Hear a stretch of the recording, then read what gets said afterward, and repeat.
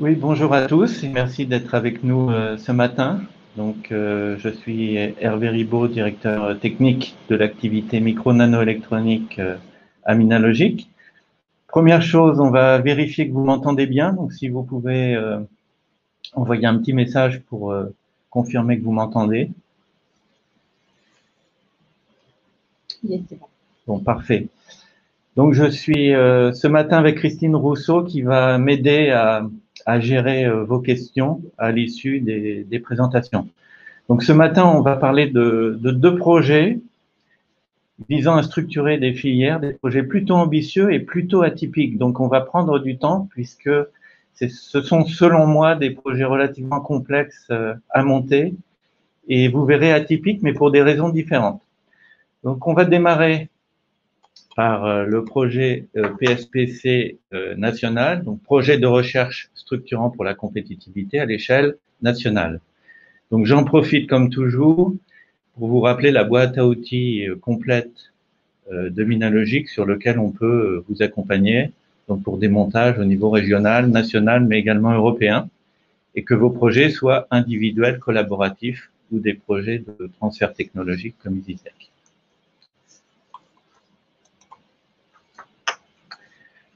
Voilà, l'appel PSPC en est à l'appel numéro 9. Donc, c'est des projets qui ont la caractéristique d'être au fil de l'eau. Alors, vous verrez, c'est intéressant, puisque vous n'avez pas cette épée de Damoclès de la date annuelle ou biannuelle, comme dans la plupart des appels. Vous voyez que ce sont des projets particulièrement ambitieux. On parle d'assiettes de 4 à 50 millions d'euros et de durée donc de 1 à 4 ans. À peu près toutes les structures sont éligibles. C'est aussi l'intérêt de l'appel à projet. Vous voyez que PME, ETI, grands groupes, laboratoires sont impliqués ou peuvent être impliqués. Et comme d'habitude, donc Minalogic vous accompagnera dans l'amélioration du dossier, la préparation à l'audition. Nous y reviendrons un petit peu plus tard. Et comme d'habitude également, donc nous sommes intéressés entre guillemets à votre succès puisque des success fees sont demandés aux partenaires industriels, au prorata, disons des aides qui sont financées. Voilà. Alors le projet PSPC, donc là c'est un petit peu la carte d'identité de l'appel. Alors voyez ça plus tard comme un aide-mémoire et donc nous rentrerons dans les minutes qui viennent dans les détails. L'intérêt de ce slide, c'est qu'il vous permet visuellement d'avoir à peu près toutes les caractéristiques de l'appel sur une seule image. Voilà. Donc je ne vais pas décrire tout ce qu'il y a dessus puisqu'on va en parler ensuite. Peut-être certaines choses qui ne seront pas dans la suite. Donc la part du laboratoire dans les projets PSPC ne doit pas dépasser 30% de l'assiette. Il est absolument indispensable d'impliquer des PME ou des ETI dans ces projets PSPC à hauteur d'au moins 20% de l'assiette. Alors ça n'est pas interdit de ne pas en impliquer, mais il faut justifier, donc c'est toujours plus délicat. Aucun partenaire ne doit avoir une contribution, donc une assiette projet supérieure à 70%, ce qui est à peu près logique, sinon on ne peut plus parler de projet collaboratif. Et aucun partenaire ne doit avoir une part inférieure à 5%. Dans ce cas, je vous conseille de passer le partenaire en sous-traitance s'il a une contribution inférieure à 5%. Depuis l'appel numéro 8 et donc l'appel numéro 9 actuel, les projets sont traités en priorité. Les projets, traités en priorité sont ceux qui sont soutenus par un comité stratégique de filière.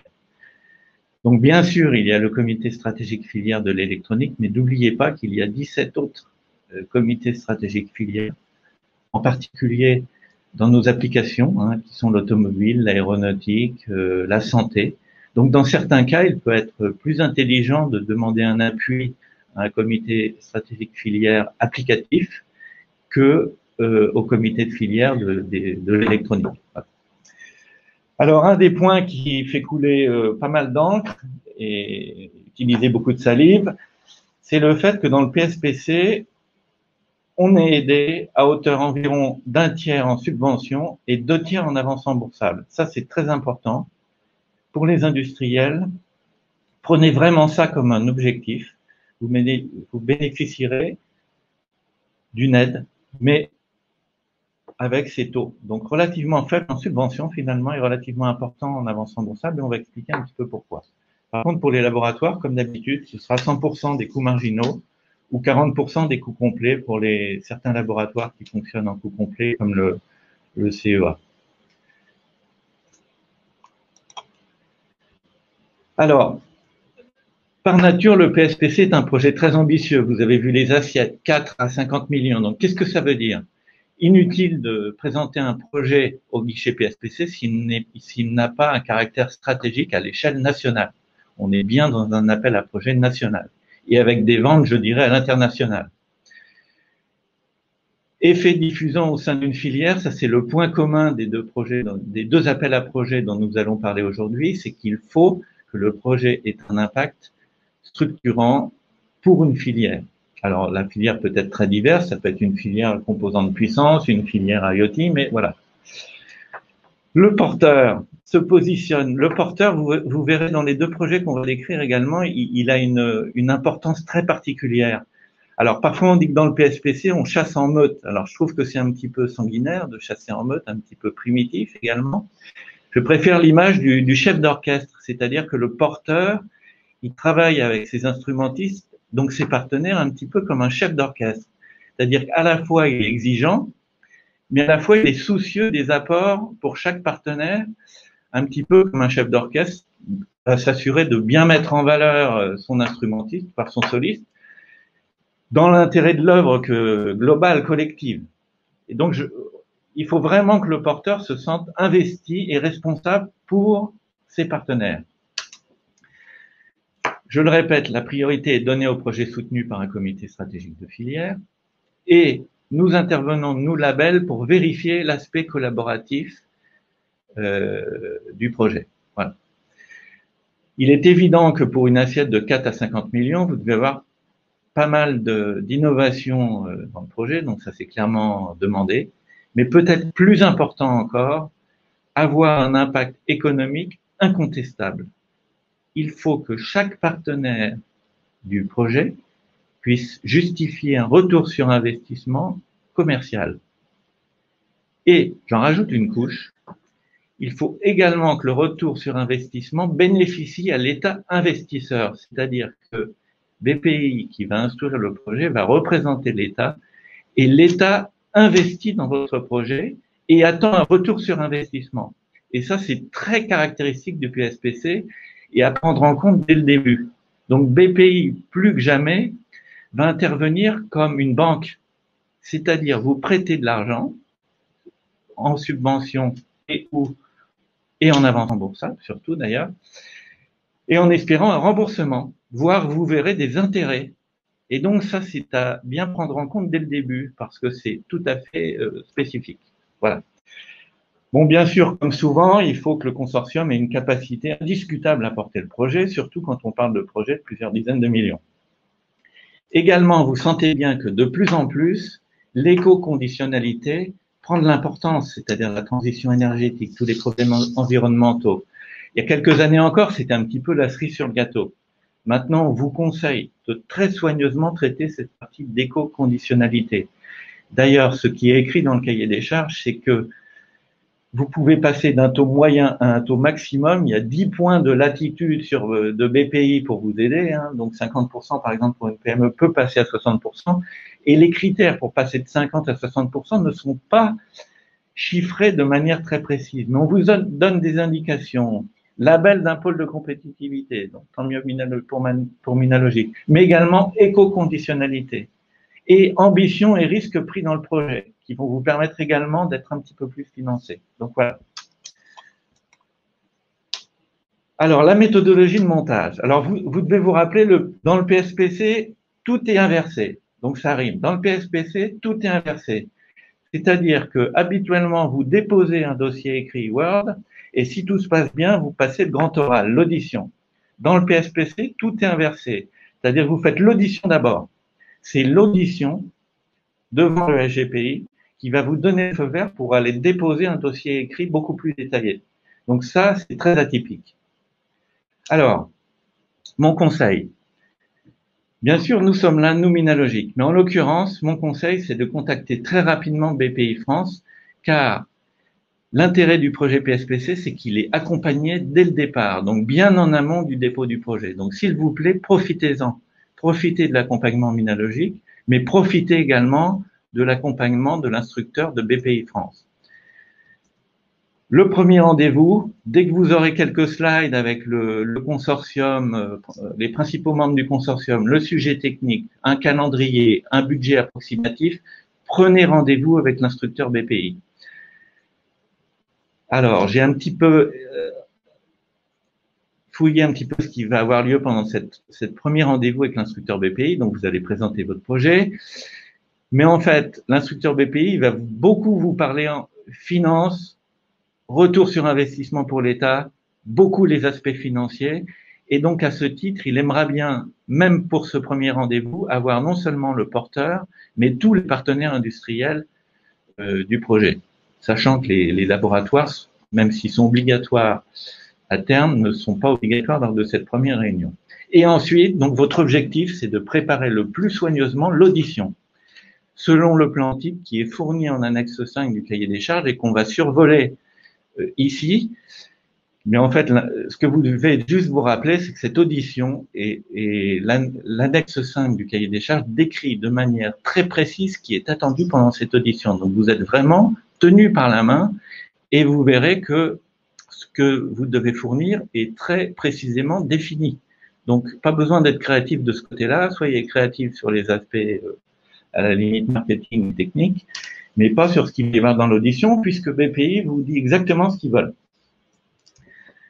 Alors, bien sûr, comme d'habitude, nous vous accompagnerons pour la constitution du consortium, l'amélioration du dossier. Encore une fois, Minalogic n'est pas un distributeur de labels comme il y a des distributeurs de Coca-Cola. Le label Minalogic sanctionne le processus complet d'accompagnement depuis le début, donc la constitution du consortium si vous avez besoin, jusqu'à l'audition et même, vous verrez, la constitution du dossier détaillé. Donc, on vous accompagnera du début à la fin et le label vient avant l'audition pour sanctionner cet accompagnement. Voilà. Alors, vous avez un tableau qui définit les dates de relève des projets, donc les dates auxquelles vous devez déposer sur le site BPI votre projet d'audition, donc un PowerPoint, non pas un Word, et les dates d'audition correspondantes. Donc vous voyez que le gros intérêt, c'est que vous avez pratiquement tous les mois une possibilité d'audition. Donc c'est extrêmement confortable de ce point de vue-là. Donc, encore une fois, mon message là, c'est ne vous pressez pas forcément pour déposer. Déposer quand le projet est mature et surtout quand l'instructeur BPI, encore lui, va vous dire oui, voilà, vous êtes prêt, vous pouvez déposer. Bon. Le plan d'audition, donc je ne vais pas rentrer dans tous les détails, mais finalement, il est assez classique. Il a une première partie sur l'innovation avec un état de l'art, les objectifs techniques du projet, les verrous technologiques. Vous voyez une colonne alternative. Alors ça, c'est bien parce que l'alternative, ça veut dire c'est quoi les backups, c'est quoi les solutions de repli si j'ai un problème pour faire lever un certain verrou technologique. Je plante pas le projet, j'ai une solution, un plan B. Donc ça a le mérite d'impliquer une réflexion sur les actions de réduction de risque dans cette partie-là. La partie 2, comme d'habitude, vous présentez le porteur, le consortium, la logique de collaboration. On vous demande aussi très tôt, donc au niveau de cette présentation, de donner quelques éléments sur les accords d'exploitation. Là encore, on est dans un projet qui vise une exploitation commerciale. Donc, il faut très tôt montrer qu'il n'y aura pas de verrou entre les partenaires pour l'exploitation commerciale. Donc, l'apport et le rôle des partenaires académiques qui doivent vous permettre de booster l'innovation dans votre projet et le caractère structurant donc, du consortium pour la filière. Alors, c'est là où le soutien du CSF ou d'un CSF va être important. Et puis, évidemment, une lettre de labellisation d'un pôle de compétitivité, donc Minalogic, et ou un pôle applicatif qui fait sens compte tenu de votre projet.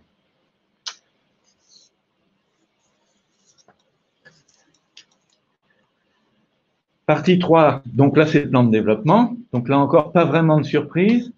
Les plannings, les lots, les livrables, les jalons. Donc là, en général, vous êtes bien à l'aise, vous êtes bien habitué. Un Gantt, voilà. Alors, la partie qui est toujours la plus importante et que nous, les ingénieurs, on a souvent un peu plus de mal à renseigner de manière optimale, c'est toute l'analyse de marché. Donc là, pour le PSPC, ça prendra évidemment une importance toute particulière, l'état de la concurrence et le positionnement au début et à la fin du projet, en quoi le projet technique va vous permettre de consolider vos parts de marché et surtout en quoi l'innovation va vous ouvrir de nouveaux marchés. Je pense que dans un PSPC, vu l'ambition du projet, on s'attend à ce que votre innovation vous permette d'attaquer des nouveaux marchés. Type de client visé, zone géographique concernée, voilà, on va dans les détails. Et surtout, comment on accède au marché, par quels moyens. Donc là encore, c'est des choses, c'est un aspect du dossier qu'il faut vraiment travailler en détail. Ensuite, la justification du projet et de l'aide demandée. Donc, les retombées pour chaque partenaire. Donc, encore une fois, si vous n'êtes pas capable pour un de vos partenaires de présenter un business plan attractif, ben, essayez de mettre le partenaire en sous-traitant. Parce qu'en fait, sinon, ça va être très contre-productif puisque les règles du jeu du projet, c'est que chaque partenaire doit avoir un ROI, un retour sur investissement correct. Alors le porteur plus que les autres, bien sûr, mais en fait tous les partenaires doivent pouvoir démontrer un ROI. Quoi d'autre? Alors vous voyez que là encore le tableau, là j'ai fait une copie du tableau, il est quand même très précis. Produit numéro 1, produit numéro 2, produit numéro 3, les volumes de produits par année, les chiffres d'affaires prévus, les chiffres d'affaires à l'export. Vous voyez que c'est quand même des données extrêmement précises. Donc là, vous comprenez déjà un peu plus pourquoi on parle d'avance remboursable. Parce que là, on n'est pas dans la démonstration de concept ou à se demander ce qu'on va vendre. On est déjà à faire des projections en volume, en chiffre d'affaires, sur des variantes de produits.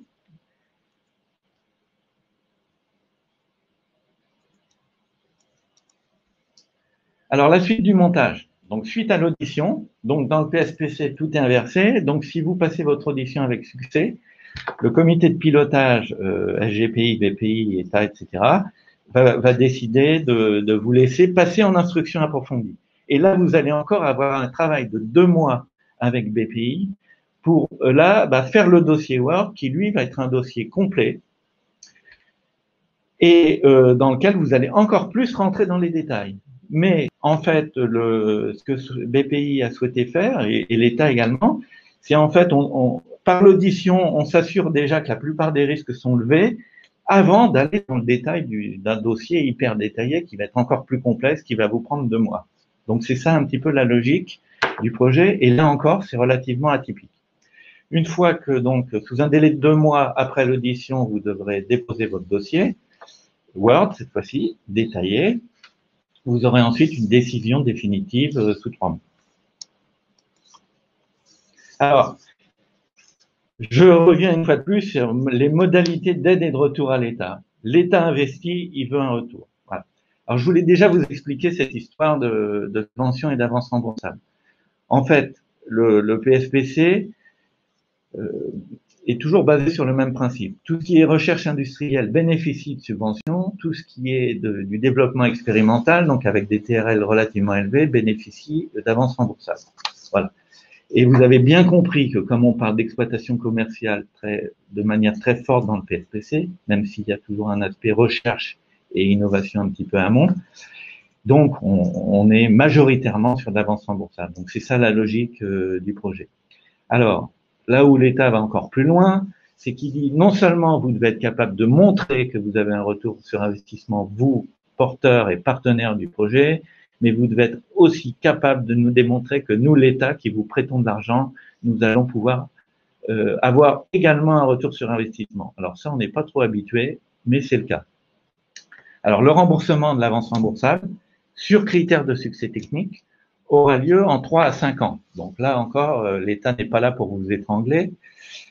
Le remboursement se fait sur une durée relativement longue, mais doit se faire. En cas de succès commercial, vous aurez en plus du remboursement de l'avance remboursable un versement supplémentaire. Alors là, je ne vais pas trop rentrer dans les détails, mais vous donner une idée comment vous allez être mangé. Hein. Donc, en cas de succès commercial, en plus du remboursement de l'avance remboursable, vous aurez ce versement supplémentaire en 2 à 4 ans à la suite du remboursement de l'avance remboursable. Alors, j'ai essayé de vous mettre une petite formule mathématique. J'ai appelé VS ce versement supplémentaire. Donc, c'est 75% des aides, moins ce que vous avez déjà remboursé. Ça, c'est le minimum. Et le maximum, c'est 1,25 des aides, moins ce que vous aurez déjà remboursé en avance remboursable. Alors, les aides, oui, vous avez bien lu. Les aides, c'est les subventions plus l'avance remboursable. C'est bien le total. Voilà. Donc, si vous avez un grand succès commercial, bah, vous allez rembourser une assez grande partie de l'aide dont vous aurez bénéficié. Voilà. Alors, pour les laboratoires aussi, il y a un remboursement d'une partie des aides. C'était purement des subventions. Si le laboratoire est capable soit de vendre des licences, donc d'avoir une valorisation industrielle aux partenaires. Donc, ces remboursements, ces versements supplémentaires en cas de succès commercial et donc d'exploitation commerciale, et typiquement brevets des laboratoires, sont capés à 40% et à 30% des aides reçues.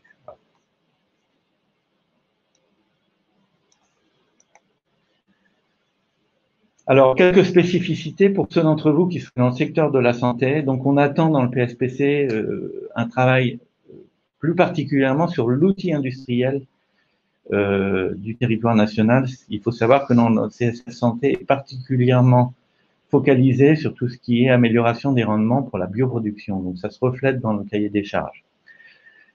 Si vous devez utiliser des données de santé, vous devez connaître le Health Data Hub, donc vous devez présenter un plan de coordination.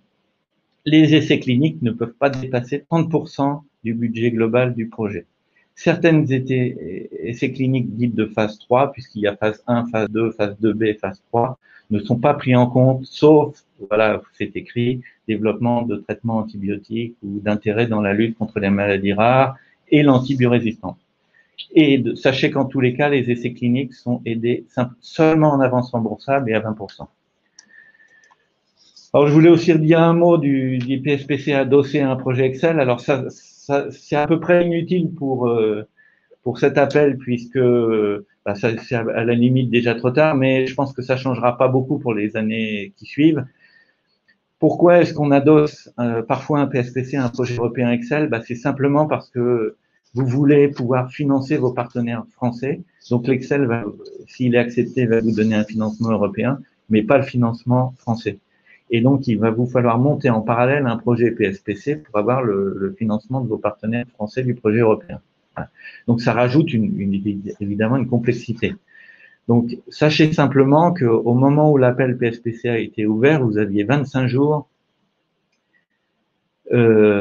pour déposer votre projet en annonçant que votre projet PSPC était en parallèle à un projet Excel. Donc, c'est un traitement un petit peu particulier.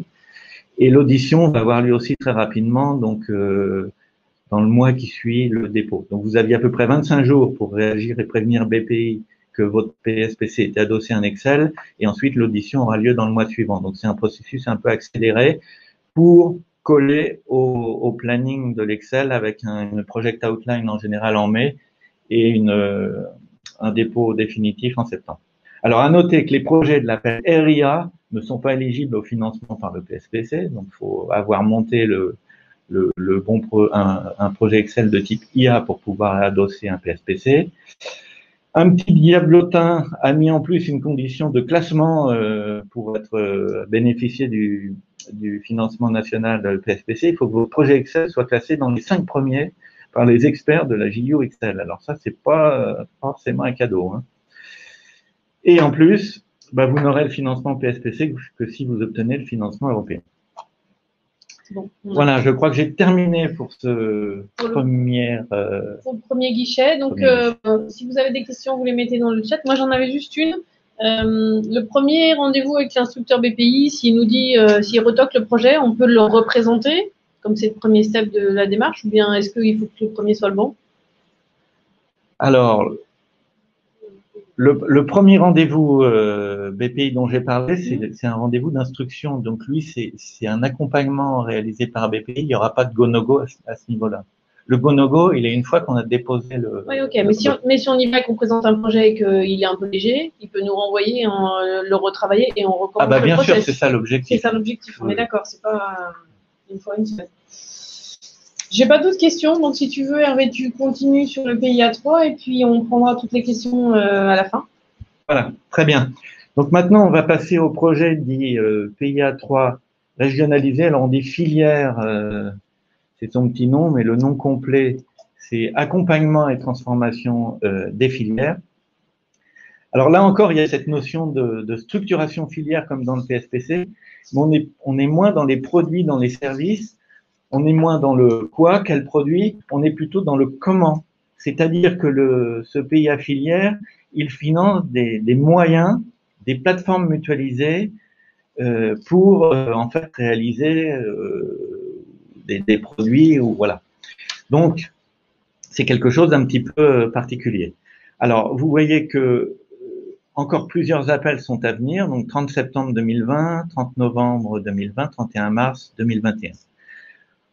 On est sur un appel régional, donc là vous voyez que les assiettes sont beaucoup plus modestes que précédemment, entre 1 million d'euros et 4 millions d'euros. Donc on est vraiment passé à un projet de la région Auvergne-Rhône-Alpes.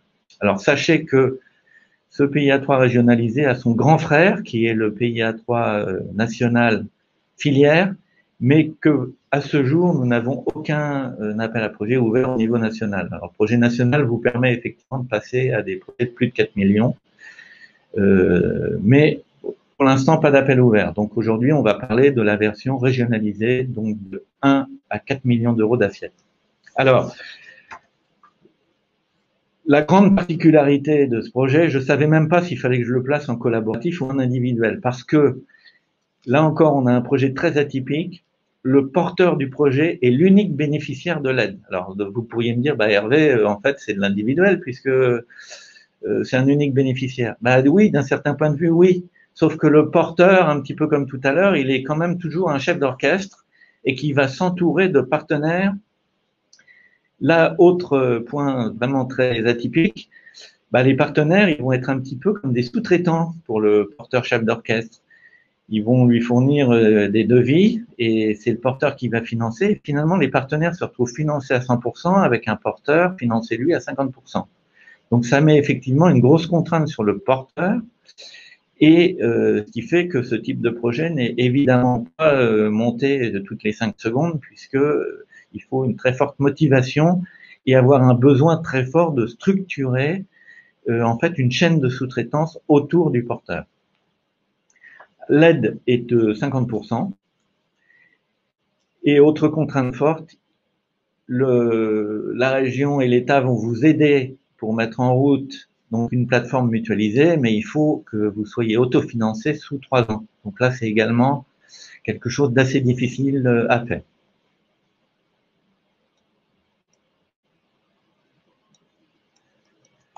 Alors, donc voilà, la finalité du projet, mettre en place ou renforcer des installations technologiques et d'innovation. Alors j'ai mis ouverte, ça peut être ouverte aux membres du consortium, un petit peu comme une vitrine pour les différents partenaires pour exposer leur savoir-faire. Alors je pourrais vous donner un exemple. Par exemple, vous pourriez imaginer dans une application très atypique de, par exemple, agricole, où vous mettiez des capteurs abandonnés, différents capteurs dans un champ. Donc vous avez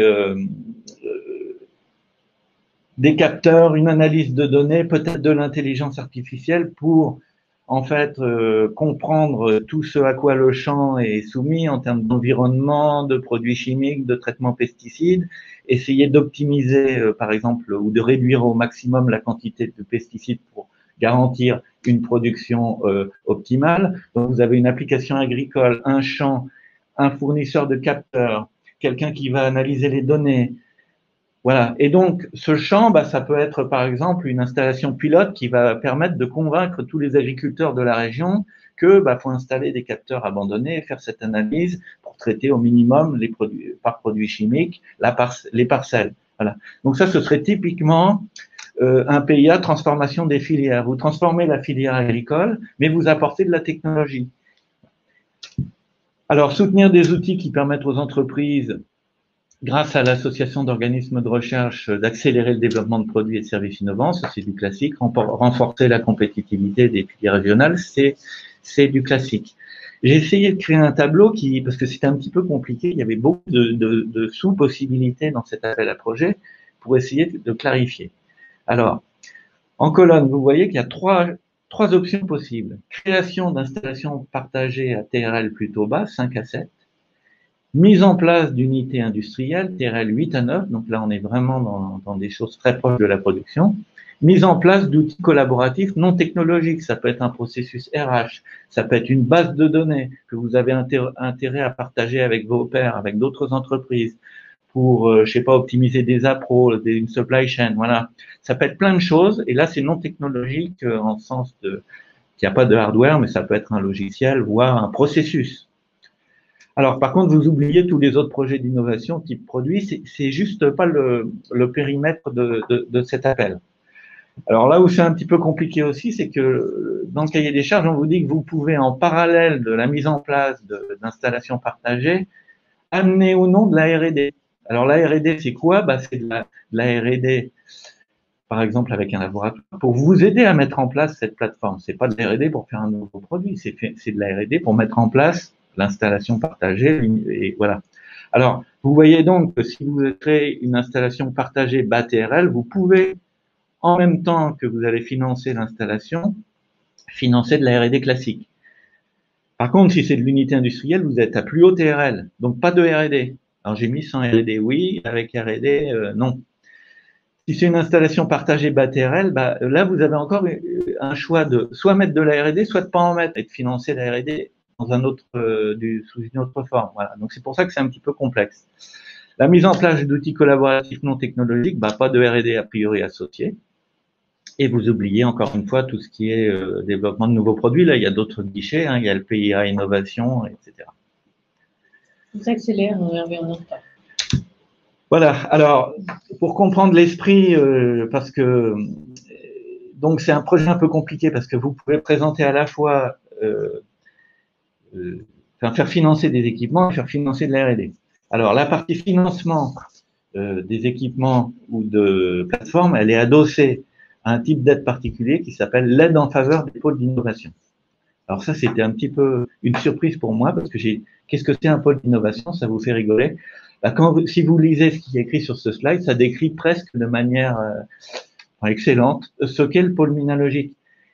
C'est-à-dire une structure avec différents acteurs pour stimuler l'échange de connaissances, de savoir-faire, contribuer au transfert de connaissances, la mise en réseau, la diffusion de l'information, la collaboration entre organismes de recherche, d'entreprise. Voilà, on a presque l'impression qu'on décrit Minalogique, sauf qu'il y a aussi cette notion de partage d'équipement ou partage de... Voilà. Mais c'est bien l'état d'esprit, et effectivement, en enquêtant, je me suis aperçu qu'il est tout à fait possible qu'un pôle ou un cluster soit le pilote de ce type de projet pays affilié.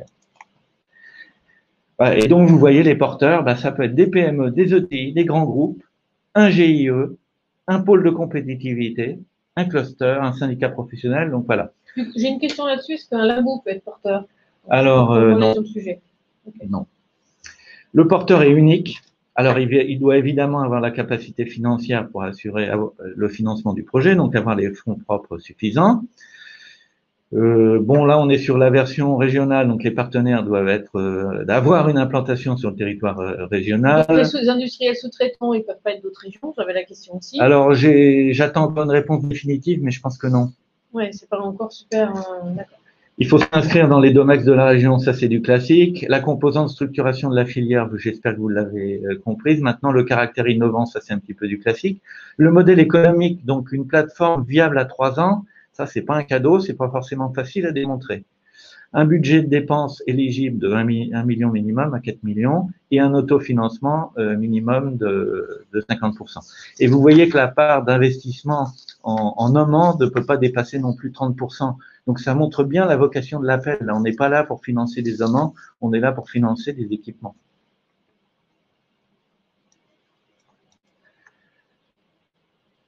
Alors les critères de sélection, il faut que ça bénéficie à des PME et des ETI, même si le porteur est un grand groupe. Il faut présenter évidemment un enjeu en termes d'industrialisation, de perspective d'activité, ça c'est du classique.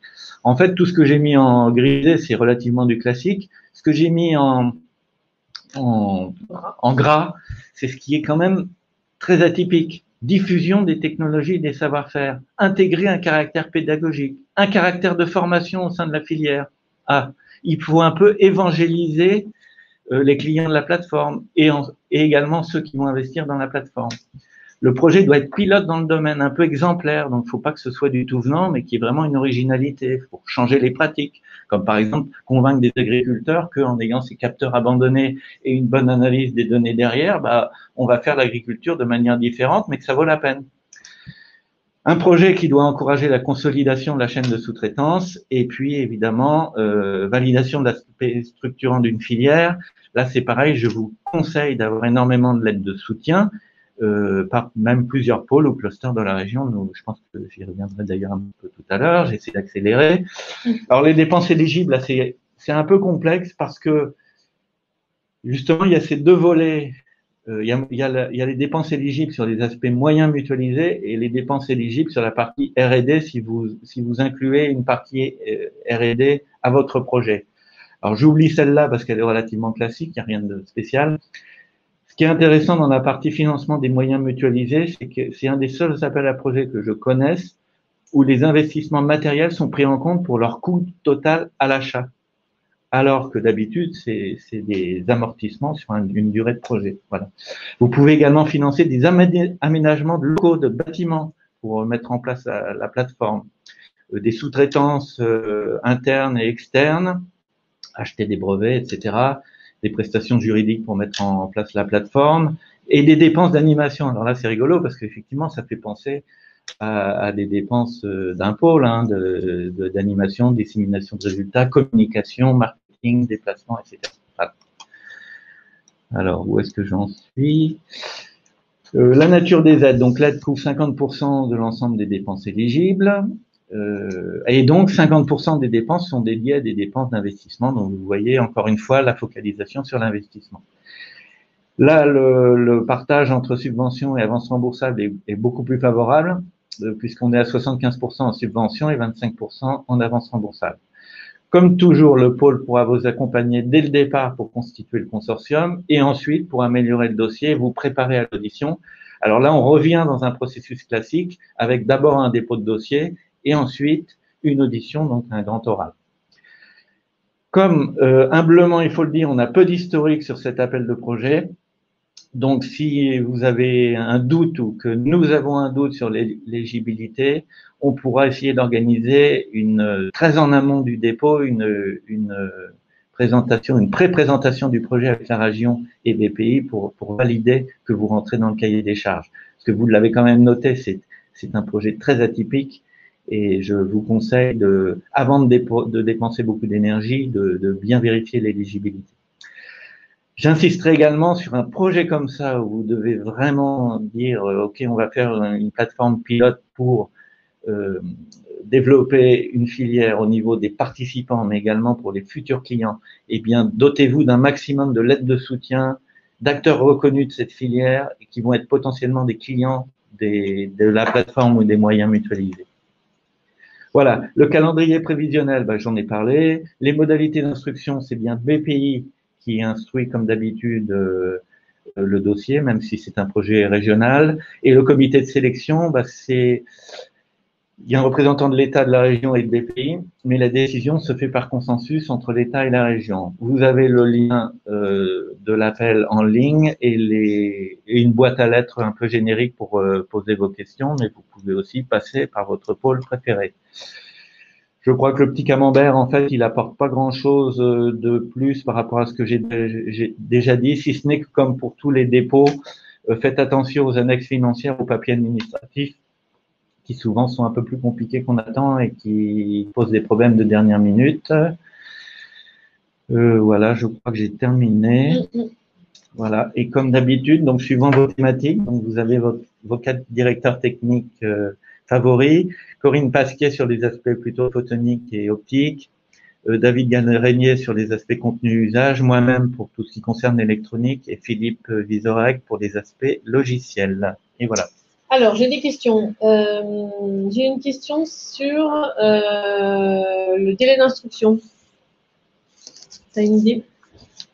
Alors, non, justement, j'attends encore des informations là-dessus parce que j'ai pas eu et c'est pas, je l'ai pas vu dans le cahier des charges, le délai d'instruction après le dépôt du PIA filière.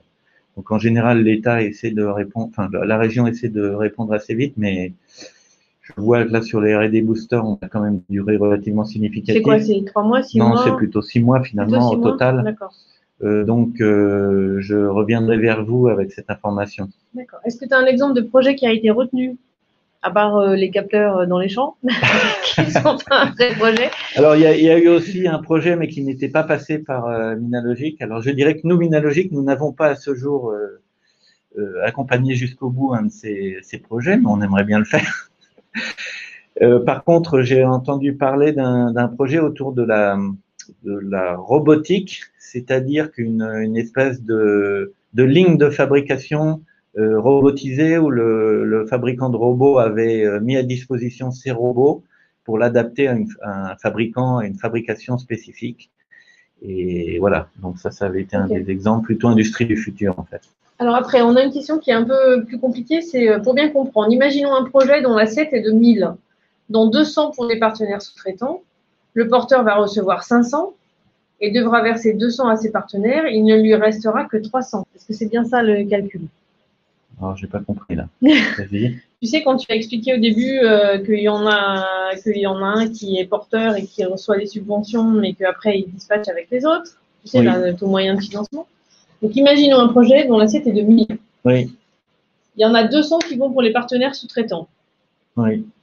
Il y en a, le porteur, il va recevoir 500, puisqu'il il y a 50% seulement qui sont financés. Il va donc verser les 200 à ses partenaires. Il va ne lui en rester que 300. Voilà, c'est bien ma compréhension, oui. Ok, d'accord. Donc, moins il a de partenaires, plus il lui en reste. Enfin, je dis ça un peu brutalement, mais. Voilà, sauf que comme le projet vous force, entre guillemets, à être collaboratif et à avoir des partenaires, l'idée, c'est plutôt, de toute façon, j'ai besoin d'une supply chain autour de moi pour faire ce que j'ai à faire. Et donc, de toute façon, j'aurai besoin de ces sous-traitances et c'est une aide pour y aller, quoi. Mais voilà. Ok. Donc, il faut être assez vigilant sur le nombre de partenaires et la répartition des financements. Oui. J'ai une question sur le PSPC. Combien de partenaires au minimum? Est-ce qu'il y a un nombre minimum? Ah oui, alors vous verrez, c'est sur la carte d'identité, ce que j'appelle la carte d'identité, donc le slide un peu récapitulatif. C'est au minimum 2 partenaires industriels et un laboratoire. Mais sur les gros PSPC de plusieurs dizaines de millions, ça peut être une dizaine, voire plus de partenaires. Donc il n'y a pas vraiment de limite. Mais encore une fois, la complexité va vous forcer à vous limiter au bout d'un moment. Ouais, la limite basse, c'est 2 plus 1, on va dire. Et effectivement, après, forcément, gérer un consortium avec beaucoup de partenaires. Et encore une fois, monter un PSPC à 5 millions, je crois que Philippe en a monté un récemment. Ouais. C'est pas la même chose de monter un PSPC à 5 millions et un PSPC à plus de 50 millions. Ouais. Hein, vous passez quasiment d'une catégorie à une autre catégorie. Voilà, ça peut avoir un sens. Et ce sera peut-être plus facile à faire passer, d'ailleurs, un PSPC à 5 millions. Et le PSPC à 5 millions, il y a déjà 5 partenaires. Voilà. Ok. Peut-on inclure des partenaires non français, européens, sans passer par un Excel ou un séminaire? Alors, je crois que c'est écrit dans le cahier des charges que c'est possible, mais il faut qu'ils se financent. Il n'y aura aucun financement pour eux. Ils peuvent faire partie du montage, mais en fait, ils ne feront pas partie du financement. Voilà. Je n'ai pas d'autres questions pour l'instant. Est-ce que tu vois d'autres choses à préciser? Je crois qu'on est quand même pas mal rentré dans les détails. Donc, je prends votre point sur la durée d'instruction du pays affilié, parce qu'effectivement, c'est un peu gênant de pas trop savoir. En termes de versement des aides, j'ai eu quelques précisions que j'ai pas eu le temps de mettre sur le slide. Donc, on est typiquement sur 30% maximum au démarrage du projet, 40% en cours de projet. Là, je parle du pays affilié. Et puis 30% à la fin du projet. Donc, c'est des choses relativement classiques. Il y a toujours, BPI garde toujours 30%, j'allais dire sous le coude, pour la fin. Voilà. J'ai une autre question. Quel est le taux de succès du PSPC région et du PSPC national? Est-ce qu'on a une idée de la répartition entre les deux? Alors non, mais j'essaierai d'avoir des données là-dessus et de vous les transmettre. Bon, de toute façon, déjà, le montant n'est pas du tout le même, hein, donc c'est pas du tout la même. Mais, ce que je sais, c'est que le pays affilié, il y en a eu finalement peu de montées, puisque c'est, vous l'avez compris, c'est un petit peu complexe et pas mal de contraintes pour le porteur. Donc c'est très spécifique.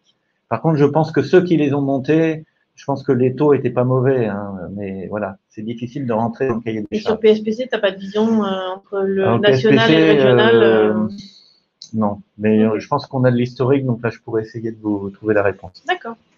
Tant qu'on y est, donc le webinaire a été enregistré, on va vous le mettre à disposition et on vous enverra évidemment la présentation et vous pouvez la voir.